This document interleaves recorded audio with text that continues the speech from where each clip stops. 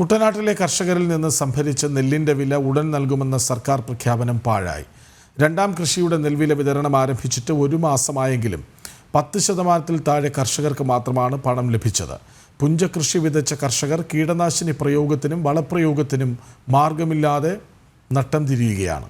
നെൽവില ഉടൻ ലഭിച്ചില്ലെങ്കിൽ ശക്തമായ പ്രതിഷേധ പരിപാടികളിലേക്ക് കടക്കാനാണ് കർഷകരുടെ തീരുമാനം.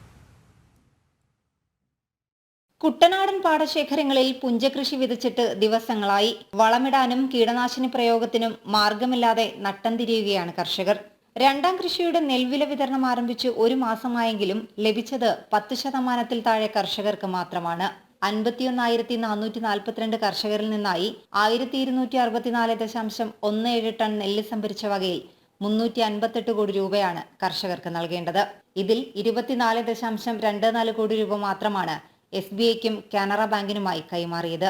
ബാക്കി 333.78 കോടി രൂപ എപ്പോൾ ലഭിക്കുമെന്ന കാര്യത്തിൽ ആർക്കും നിശ്ചയമില്ല.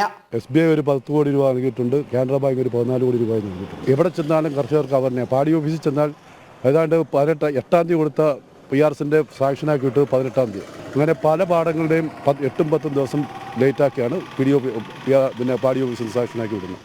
ശനിയാഴ്ച പാടി ഓഫീസിൽ ചെന്നപ്പോഴത്തേക്ക് ഒരേ ഒരു സ്റ്റാഫ് ആവുന്നുള്ളൂ, ഒറ്റ സ്റ്റാഫ് മാത്രം.